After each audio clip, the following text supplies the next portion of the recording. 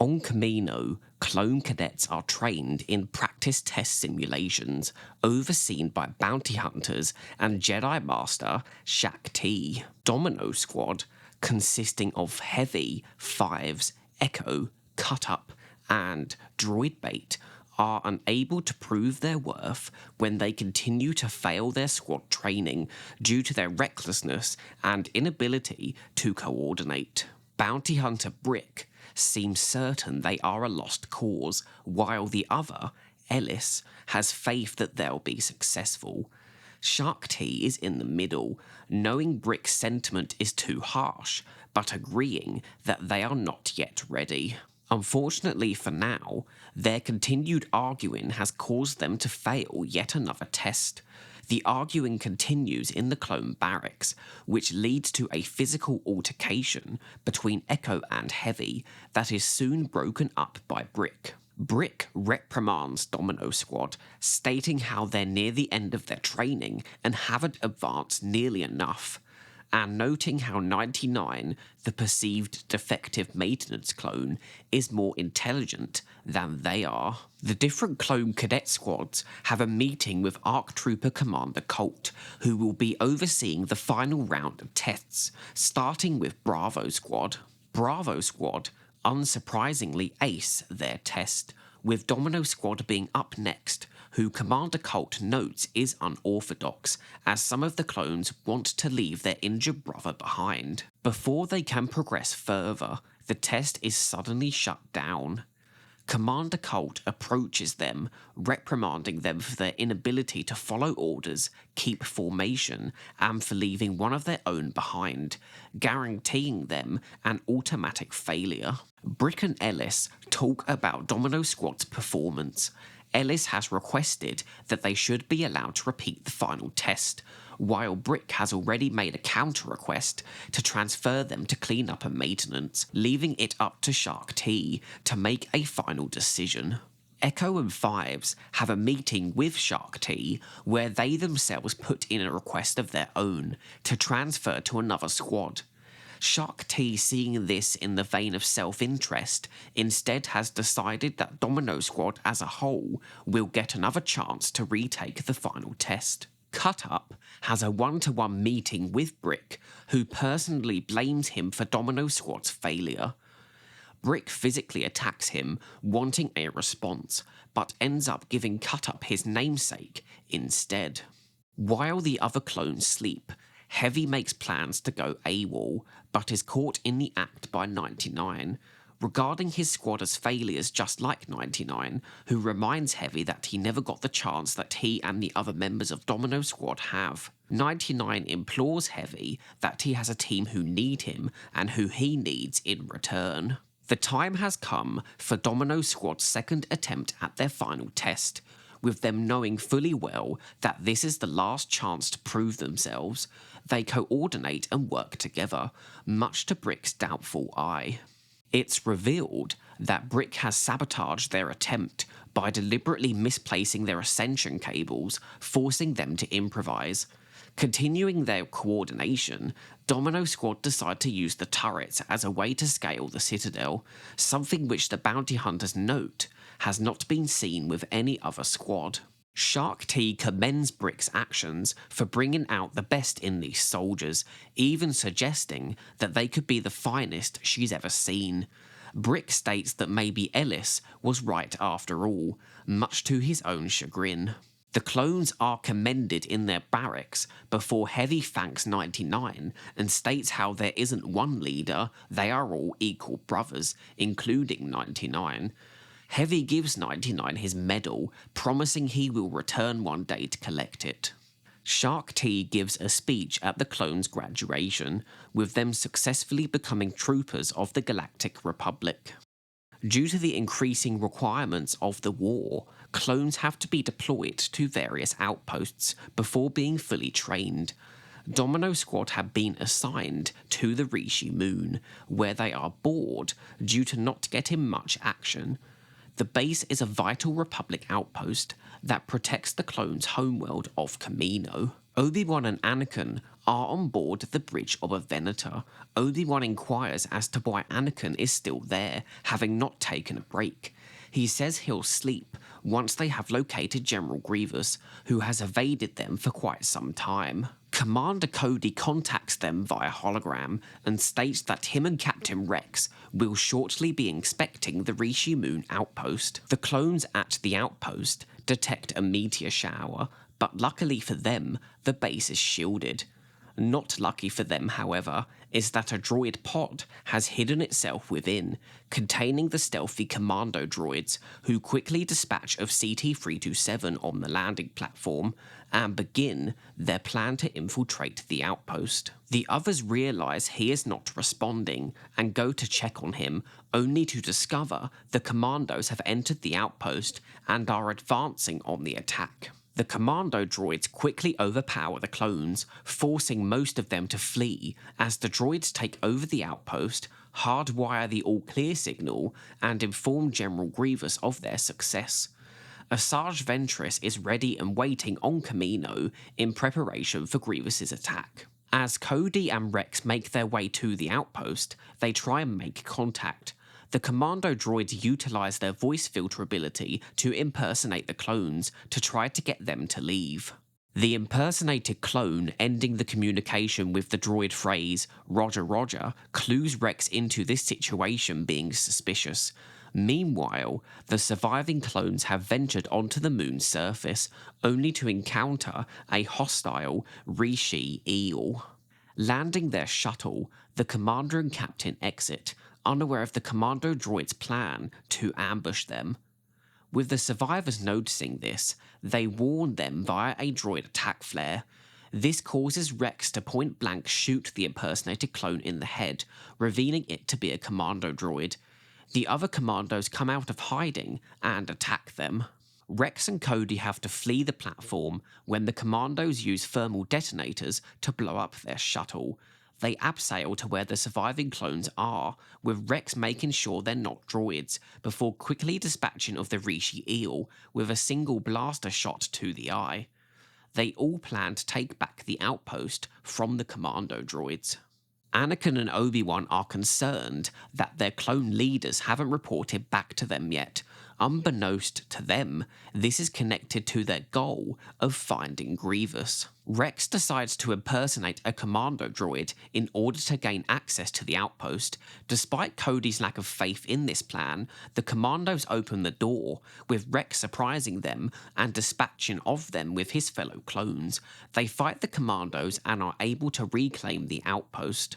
The clones look outside and discover that there is a separatist fleet in the system, figuring out that the takeover of the outpost was part of their plan to invade Camino. Grievous notices that the commandos have gone offline and sends reinforcements to the outpost to investigate. During this, the clones decide that they need to shut down the all-clear signal to alert the Jedi of the separatist presence in the system. As the droids attack the outpost to regain control, the clones put up a fight, with Heavy manning a Gatling gun at the outpost's entrance. They set up explosives to detonate the base, and thus stop the all-clear signal. But the remote detonator isn't working. Heavy decides to stay behind to complete the mission, almost being overpowered by the number of droids firing at him. Heavy has the last laugh, however, when he is able to detonate the explosives, taking the droids, the outpost, and ultimately the all-clear signal with him, leaving only 2 Dominos standing and delaying Grievous's plan to launch an attack on Camino. For Echo and Five's efforts, they are rewarded by being assigned to the 501st to serve under Captain Rex and General Skywalker. The Republic have intercepted a separatist transmission between Grievous and Ventress, revealing that their plans to attack Camino have resumed. They decide to send the 501st home to prepare for the attack. Anakin and Obi-Wan meet with Shark T at Tapoka City, while Fives and Echo are walking through the halls of the clone facility when they reunite with 99. They inform him of Heavy's sacrifice on the Rishi moon and of the impending attack. The Separatist fleet arrives in the system, and Anakin launches a fighter squadron in response. On the ground, Obi-Wan, Shark T, Lama Su, and the clones are monitoring the situation. Shark T is suspicious of the fleet's smaller than expected size. They notice that Grievous is letting his transports get hit, which clues Obi-Wan into also suspecting that something is amiss. He decides to go outside for a swim to investigate, which leads him to discover Aquadroids are configuring assault craft. His transmissions are jammed before he can inform Anakin of this. The Aquadroids attack his craft, causing him to eject the cockpit's pod. They damage that too, so Obi-Wan quickly swims his way out and catches a ride on a passing AWAR before he runs out of breath. The droid Tridents launch their attack on the city, with Obi-Wan requesting Anakin return to the surface, while Fives and Echo have been tasked with defending an exterior section. Grievous and Ventress have made their way into different sections of the cloning facilities, as Obi-Wan tasks Anakin with securing the DNA chamber, while he decides to locate Grievous. 99 reinforces Fives and Echo before discovering a bunch of lost cadets. 99, knowing the facility well, agrees to take them to their intended destination of the barracks. Commander Colt becomes the last man standing in his effort to stop the advancing forces of Grievous, but he is suddenly choked by an unseen adversary. This turns out to be Ventress, who brutally impales him with her lightsaber before kissing his cheek and dropping his body to the ground. Meeting up with Grievous, Ventress shades him, regarding herself as higher than his equal. This annoys him, leading to him reminding her that he is in charge of this assault. Ventress doesn't care for any assistance from him, stating there's nothing he has that she could want. At the clone barracks, 99, Echo, Fives, and the cadets are joined by Rex and Cody, where they convince each other that they must defend their home, completed training or not. And 99 knows exactly where the armory is to supply them. Ventress is able to locate the clone DNA, where she is caught in the act by Anakin. Meanwhile, Obi-Wan catches up with Grievous. The two pairs of adversaries break out into a lightsaber duel. As the droids close in on the barracks, the cadets flank them from within the clone sleeping pods. As the clones are down to their last thermal detonator, 99 decides to go and restock. Leaving cover, he gets fatally shot. Obi-Wan and Grievous's duel leads them outside, but the damage caused by the droid Tridents flips the platform, causing Obi-Wan to fall off and allowing Grievous to flee yet again. Ventress and Anakin's fight of their own also leads them outside, where Anakin is able to gain the upper hand and force her to surrender, taking back the clone DNA sample.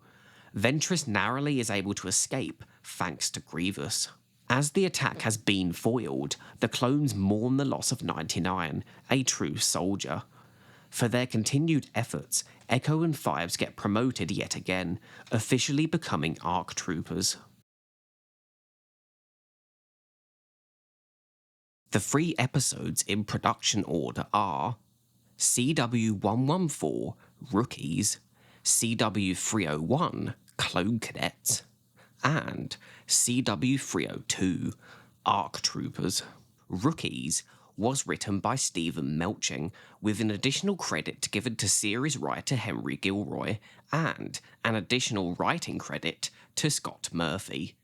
The episode was directed by Justin Ridge and produced by Catherine Winder. Clone Cadets and ARC Troopers were both written by Cameron Litvak, with Dave Filoni directing the former, while Kyle Dunlevy directed the latter. Cary Silver, who took over from Catherine Winder, produced both of these episodes. As seen with its production codes, this story arc was originally a one-off episode, with it later being decided for the 3rd season of the show to fill out some of the early stories with more episodes to make them multi-part story arcs, with this one being one of them to get that treatment. This story arc is unique in the fact that according to the official chronological order, its episodes are placed between other story arcs, with the space between being filled with other episodes to help give a sense of time having passed between each part of the story. Though, you can still watch the episodes back to back in isolation without losing anything vital.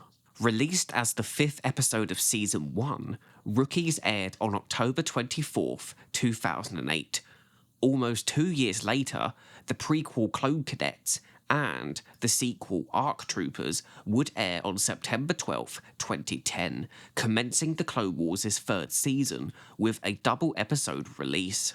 In a rare occurrence with these two Season 3 episodes, their production code actually matched up with their release episodes.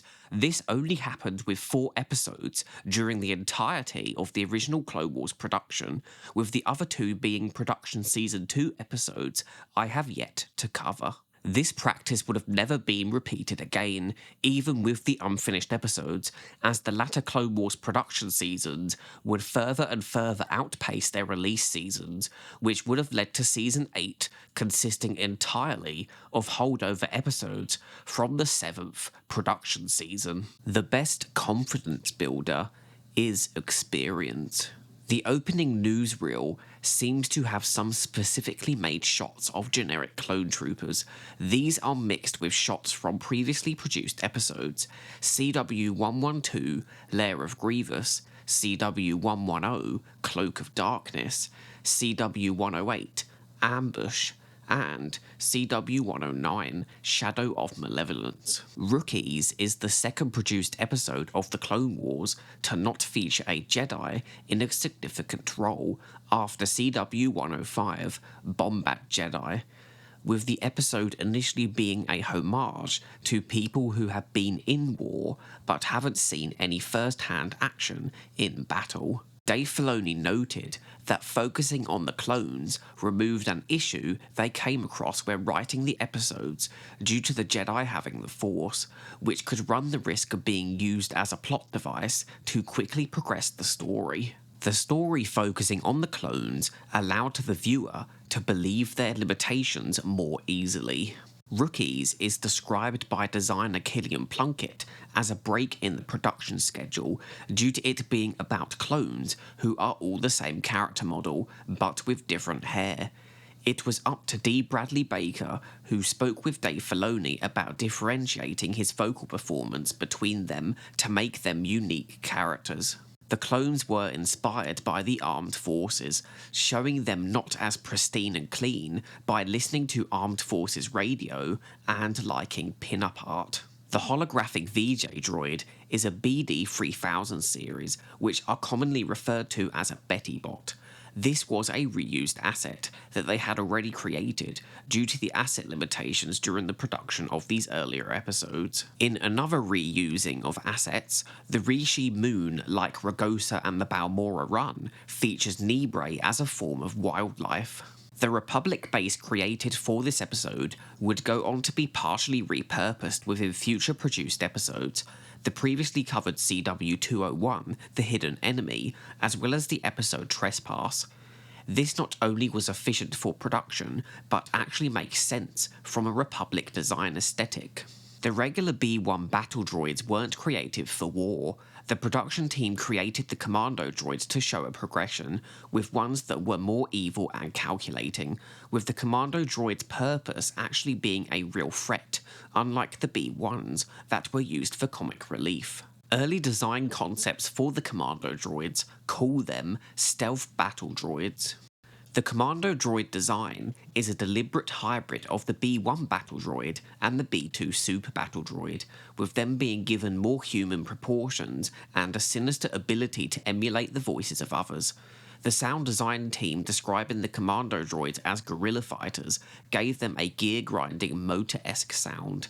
giving them a quieter overall sound print to allow them to sneak around. The reason given for why these droids aren't used in place of the others is the fact that they'd be more expensive to produce on a mass scale, though in the end, the commandos are still beaten by the clones and are replaced with a mass army of droids to recapture the base, showing how the B-1s are still a threat in large numbers. A production oversight is how the commando droid disguised as a clone is wearing clone gloves with 5 fingers, when in fact they only have 2, Killian Plunkett stating they magically grew 3 extra fingers, alluding to how some things need a suspension of disbelief. A big sound design moment is when we focus on Heavy Sacrifice, with his heartbeat being a notable audio focus. Rookies hinting towards General Grievous and Asajj Ventress working together would take 2 years for viewers to actually see play out, with their interaction within this episode being very formal, with Ventress even referring to Grievous as "my lord," which sticks out compared to their later dynamic featured in ARC Troopers, where Ventress sees herself as more than his equal. This is clearly due to how brief their interaction is within Rookies, with the production team not really spending the time to develop their dynamic. While Heavy gets a heroic death, Cut Up unfortunately gets quickly forgotten about when he is eaten by a Rishi eel, with Droid Bait dying even earlier at the commando droid's hands. Rookies pits Rex in a commanding role in a similar vein to how Anakin is to him, with him and Cody again basically acting as the leader clones, like they previously do in The Hidden Enemy. Though of course, production-wise, Rookies would be the first instance of this, with The Hidden Enemy being produced under production code CW201. If you look closely, you'll notice the hallway assets of the Rishi Moon base are the same ones used in the Republic Venators, being an efficient reuse of that hallway asset that makes sense for the Republic design aesthetic. Rex uses the blood of the Rishi eel to mark Echo's armour with a handprint. This mark stays as part of his Phase 1 armour design until he gets promoted to an ARC Trooper at the end of this story arc. Heavy's detonator reuses the Easter egg ATT rules from the second ever episode produced, CW102, Downfall of a Droid. The juicer pods from Rising Malevolence and Cloak of Darkness are reused again in this episode. Clone Trooper 327 uses a common identification number repeated throughout Star Wars. The VJ mentions the mud jumpers of the 224th on the unseen planet of Mimban, while another unseen situation on the issue tip homeworld of Tabrin is also mentioned in the episode. Mimban would later be depicted within live action in 2018's Solo: A Star Wars Story. The Balmorra system mentioned in this episode would eventually get an on-screen depiction within the Bad Batch episode Tipping Point. Gwendolyn Yao, who is more commonly known to voice Nala Se, also voices the hologram VJ Betty Bot featured in the episode. Rookies was regarded as a fan and a production team favourite from the show's first production season. CW114 Rookies, being produced before CW118 The New Padawan, features the older non-orchestral version of the Clone Wars theme tune.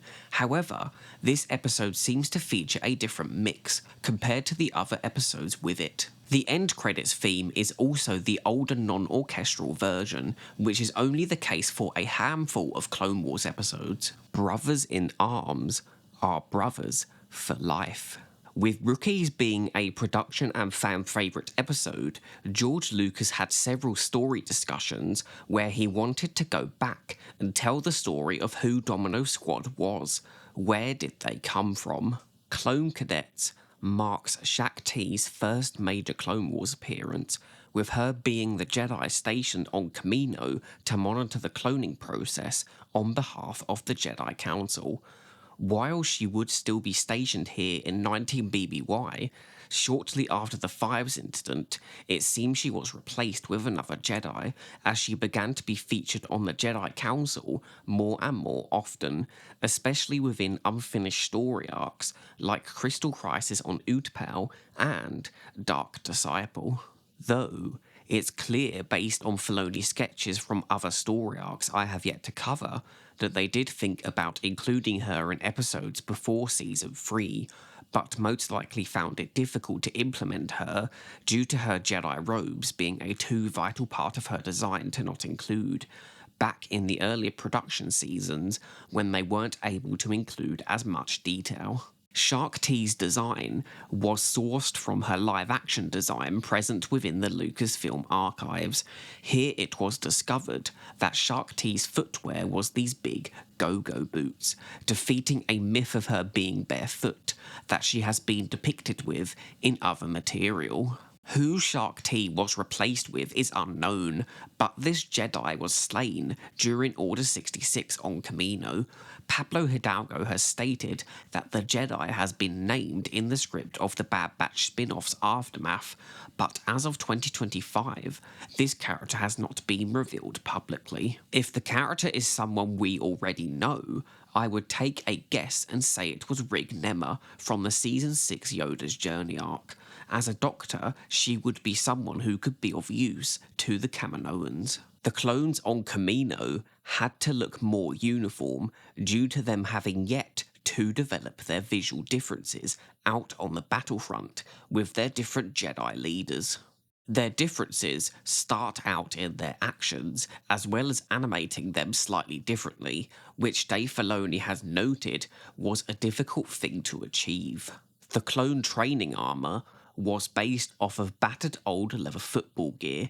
It was also important that you could see their faces through their helmets here to show what was going on with each clone emotionally. Domino Squad's team ordering is as follows: 01 Heavy CT-782, 02 Droidbait CT-00-2010, 03 Echo CT-21-0408, 04 Cut-Up CT-4040, and 05 Fives CT-27-5555, with Echo's name originating from the fact that he would repeat every order.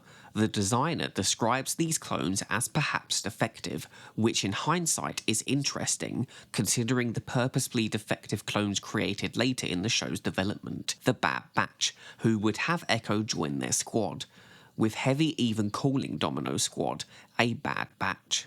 Filoni wanted the viewer to really connect with 99, to really feel how he wanted to be like his brothers, despite his greatest ability being that he wasn't like them, being able to see things from a different angle, seeing things clearly.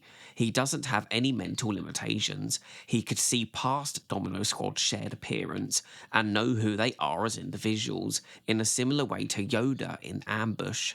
Clone Cadet's script originally described Brick as being a regular human bounty hunter, but the production team instead decided to be a bit more diverse and utilise the brainy alien featured within A New Hope's Mos Eisley Cantina. Design options for his human version can be seen on the Clone Wars Season 3 Blu-ray release. Here he shares similarities with what was initially regarded as a human version of Dirge, who ultimately got dropped in favour of Cad Bane. Brick was partnered up with a fellow alien featured in the Cantina, Ellis, who was based on the T-head alien, an Arconian, while Brick is a Cinetine, which is an anagram of Einstein.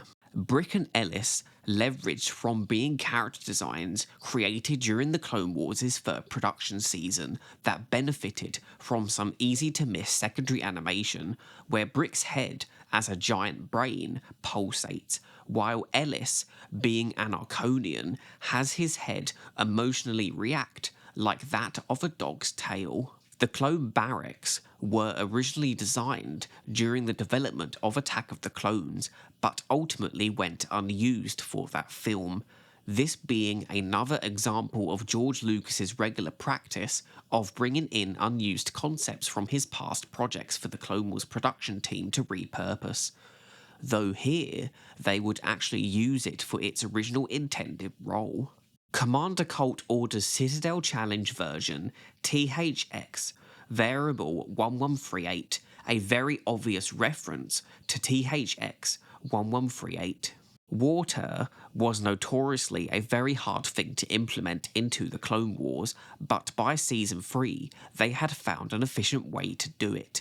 This included reusing assets created for Attack of the Clones. A deleted scene from this episode is Droid Bait's one-to-one scene with Ellis in the Camino medic bay, which further reinforces his namesake. Fighting a war tests a soldier's skills. Defending his home tests a soldier's heart. A Dave Filoni sketch created during the early story sessions for this episode depicts a sequence where Ventress and Anakin battle on the giant Camino whales. This sequence did not make it into the final episode and could have been cut anywhere from scripting to post-production stage, with Ventress instead fighting Anakin throughout Tapoka City's cloning facilities, with this probably being a battle that was much easier for them to depict. Initially, the episode was to directly follow on from Rookies, which itself set up the planned attack on Camino, but was later moved down the timeline to give Fives and Echo some off-screen experience. Despite this, the Domino Squad Arc episodes can still be watched in isolation, one after the other. Based on the new Bad Batch comic series, it seems that this decision has been internally reverted to allow them more time to have off-screen adventures set during the Clone Wars and before Echo becomes a member of Clone Force 99. One of their comic stories includes a still Sith assassin, Asajj Ventress, which makes me inclined to believe that this is how they treat it now, having 99 die early in the war, the Bad Batch being created soon after, and being designated Clone Force 99 in his memory. This also allows them to have much more time to be off doing their own shenanigans, with the quote official chronological order list now being an oversight, as is the case with several other episodes/story arcs. It would also free up Ventress from potentially being stuck hiding on Camino for an entire in-universe year, which is suggested by the order of that list. The Trident ship that was initially featured in CW 118, the new Padawan turned Clone Wars movie, returns in ARC Troopers and actually has a significant role, replacing the previously more commonly used pod juicers infiltrating the Kaminoan facility. The Tridents, while not having dialogue, have been given a screech sound effect upon them drilling into an object as a way to give them some representation sonically. They also feature submarine-esque sound effects underwater.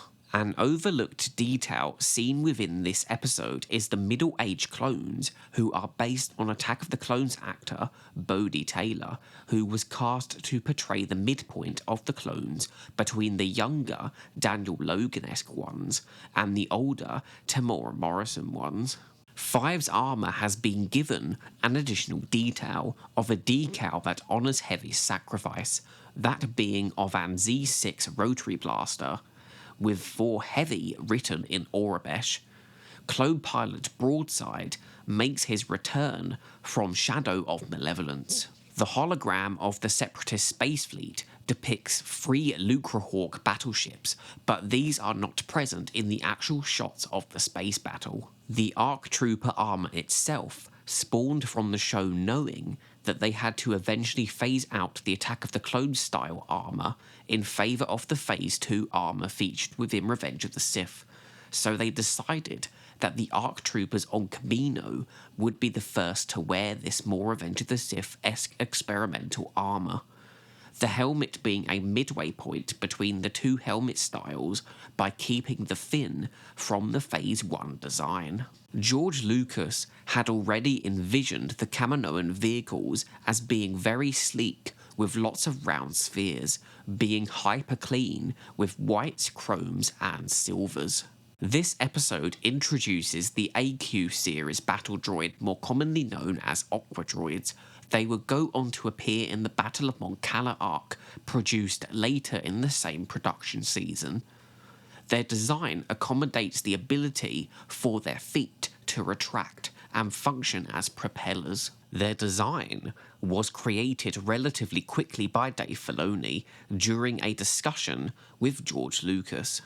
The Kaminoan whales, ours, have a design that could be traced back all the way to a Ralph McQuarrie design meant for the gas giant of Bespin in The Empire Strikes Back.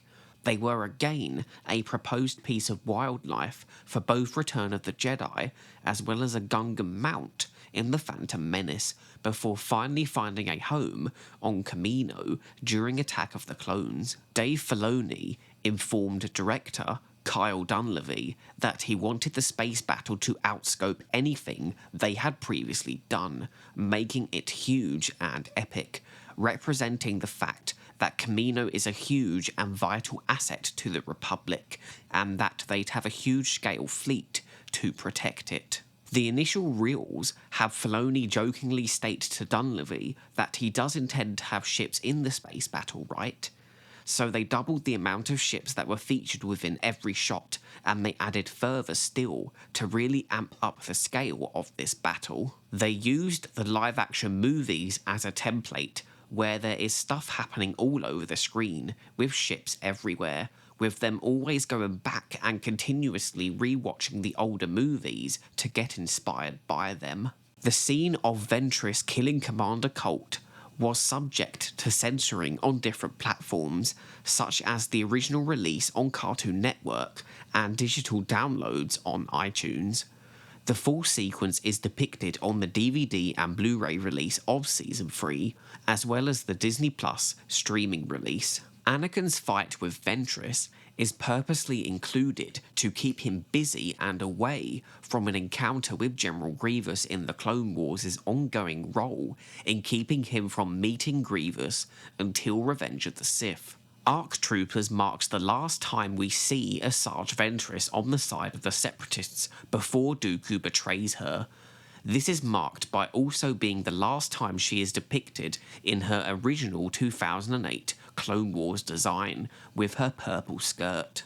Further to this episode depicts Ventress and Grievous working together, something that was cut from the early produced story arc, The Second Battle of Geonosis. Concept art created for ARC Troopers depicts Obi-Wan with his new Obi-Wan Kenobi B design that was purposefully not included in stories until the Night Sisters episode, due to them chronologically taking place between episodes with his initial Clone Wars design. A deleted scene from this episode is featured between Fives, Echo and Rex, with the first two wondering why they haven't been promoted to ARC Troopers yet, with Rex stating that they'll be promoted when they don't ask for it. Another deleted scene is an extended look of clones being deployed to defend Kamino, while there is also one that would have taken place at the end of the episode, which has Shaak Ti thank Anakin and Obi-Wan for their defense, with Obi-Wan stating that the damage will take a while to repair. These latter two seem to have been cut at an earlier stage compared to both the initial hangar deleted scene and the one released from Clone Cadets, due to them having temp voice acting. The Bad Batch show reveals that Omega was hidden within the depths of Nala Se's labs on Kamino, and as one of the first clones to be made, she would have been present during the Separatists' attack on the planet. Nala Se's absence in this story arc could be explained that she is secretly protecting Omega during the attack, though it was probably originally intended for her to still be located off-world on the medical base that she first appeared in. I have a feeling that Omega and 99 probably knew each other, considering 99 never left Kamino and was a defective clone acting as a janitor. It's not far-fetched for him to have discovered Omega, and Nala Se to have probably threatened him with termination if he told anyone about her, considering how the Kaminoans treat the clones as property and not people. For this edition of What Happened to That Glup Shitto, we have two characters, the bounty hunter duo, Ellis and Brick. They were hired by the Kaminoans to train new clone recruits. A side note I will add is that this is probably how Lama Su had contact with Cad Bane and how Nala Se had contact with Fennec Shand in the Bad Batch. The Kaminoans have built themselves a bounty hunter contact list, it seems. Ellis and Brick would cameo in the Season 6 Inhibitor Ship arc in the background of a scene in the episode Fugitive, but have not been seen since. Now my theory comes again from the unfinished Bounty Hunter arc, as it's pretty much confirmed that the arc featured most, if not all of the bounty hunters featured within the show's first 5 seasons. Maybe this included Ellis and Brick. They were not featured on Kamino during the Bad Batch's premiere episode Aftermath, and most likely weren't there when the facilities got destroyed by Admiral Rampart.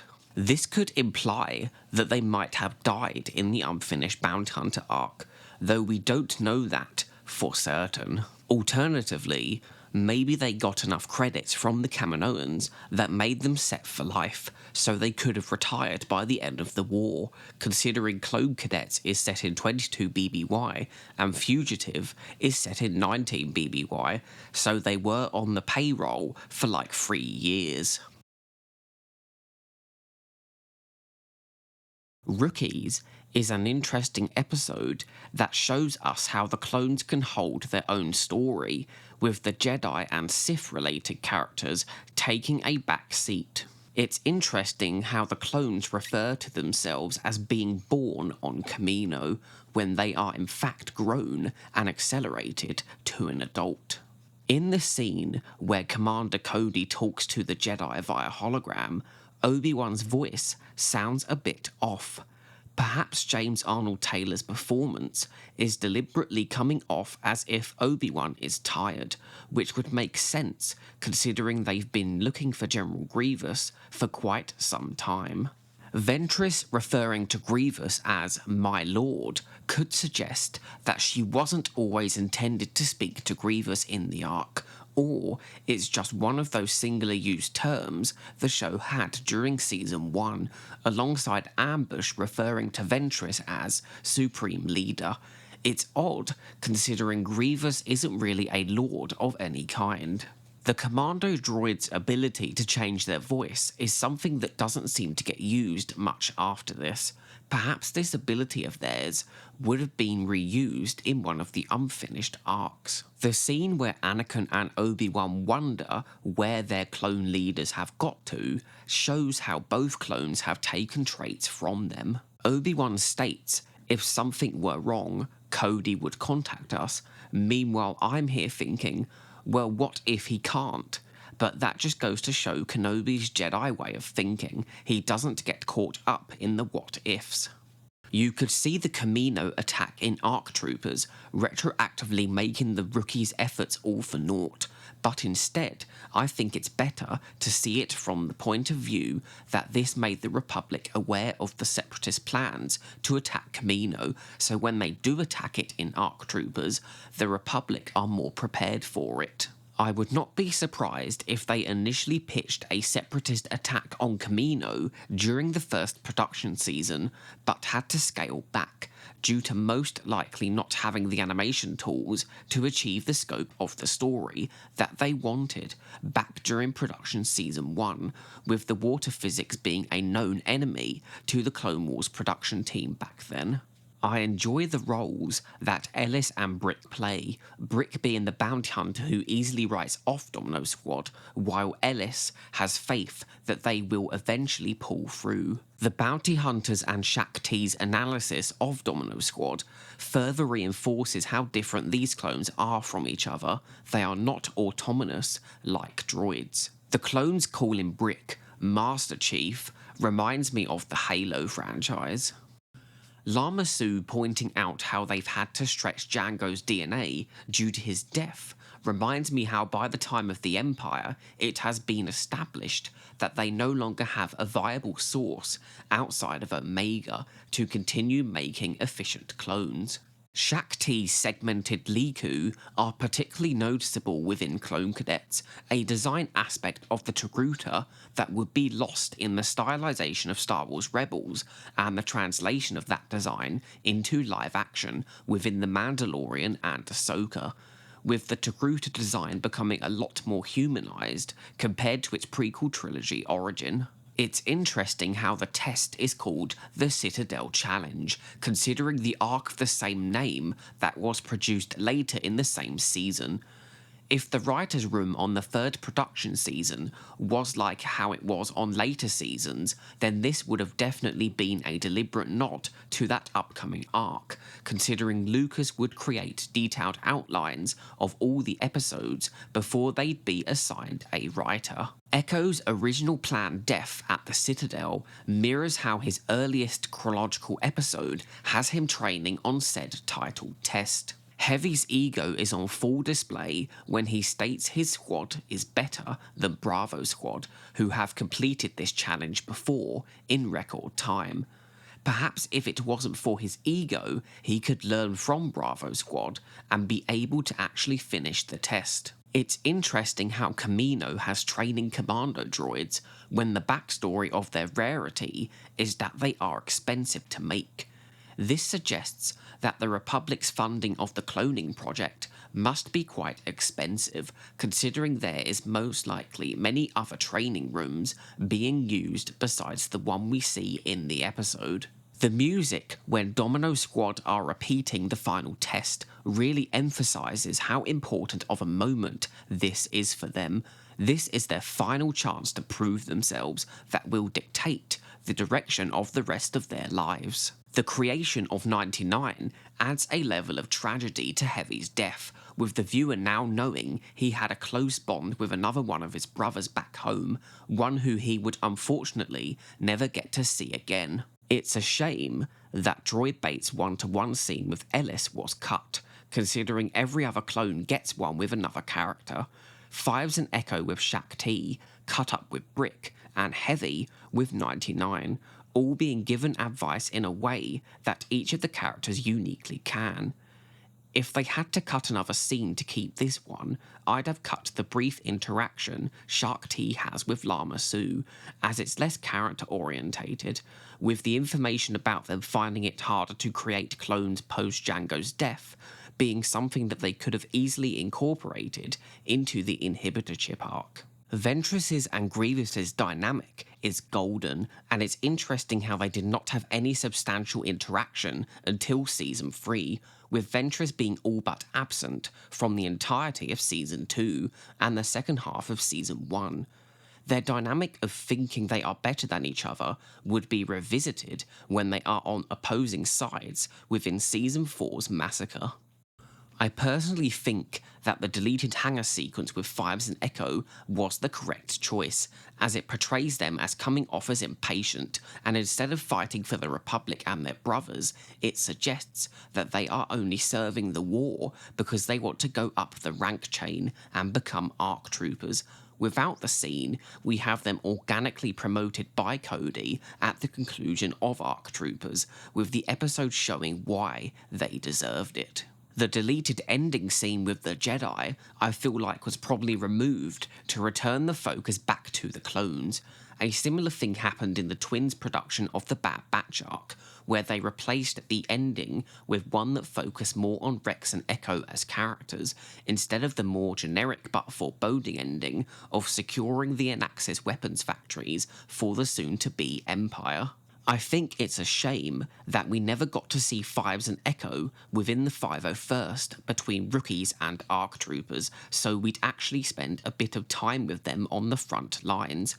This being a side effect of the Clone Wars' scope of storytelling, where they preferred to focus on a wider variety. While Clone Cadets and Rookies mainly only focuses on one group of characters, ARC Troopers is more larger scale, giving us many different perspectives on the battle, from Echo and Fives to Anakin and Obi-Wan, and Shack T. Interestingly though, The two bounty hunters, Brick and Ellis, aren't featured in ARC Troopers, though considering they are still there in the Lost Missions arc, I assume they are just in a different part of the facility at the time of the attack. On the Creating Camino featurette, Dave Filoni makes a point of them not doing what we've seen before, which reminds me how George Lucas would get them to push the boundaries while working on Clone Wars, and also unfortunately reminds me of how projects since have fallen into this trap and felt less original. This story arc is one of many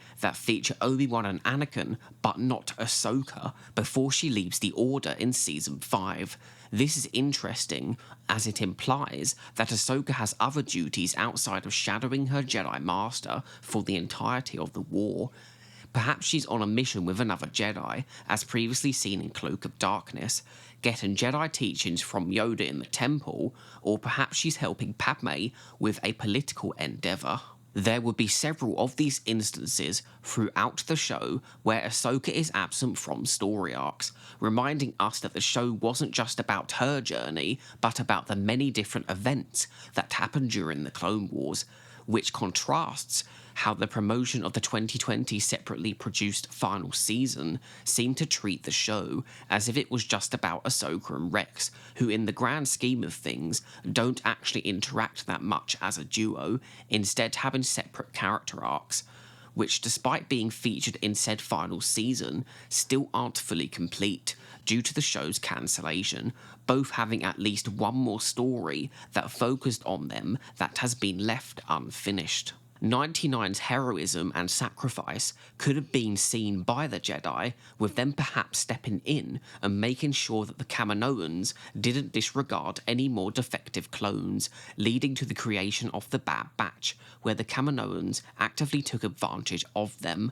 From this perspective, you could say that the Bad Batch are the result of the Jedi's continued promotion of the clones' individuality, with them going on to keep that spirit alive when the other clones were forced to lose them during Order 66, with the Batch's more unique individualism also making them more resistant to their inhibitor chips compared to the regular clones. This story arc is unique in how it shows us the war from the perspective of the average, if not disadvantaged, regular clone, not one of the high-ranking members like Rex, Cody, Wolf or Gree that we've seen previously, who would have been created much earlier and been deployed to the first battle on Geonosis. This, yet again, further establishes how individual these clone troopers actually are. Instead of us getting the Jedi encouraging their individual personalities, this time we get to see the clones develop them for themselves, with them using their individual differences to gain an advantage with their battles against the droids. I now have an active channel membership available. This will grant you exclusive perks like emojis in the comments, usernames listed in my outros, and updates to what's coming next posted exclusively for members in the community tab. But the best feature is you get 5 days early access to new videos, and you will be supporting me at the same time. To find out more, you can click the join button on my channel page. Thank you to anyone who considers becoming a channel member. Thank you for watching. Please see the video description below for interesting links, sources and credits. My current goal is to reach 1,000 subscribers, so if you enjoyed, please like, subscribe and comment. Until the next time, goodbye.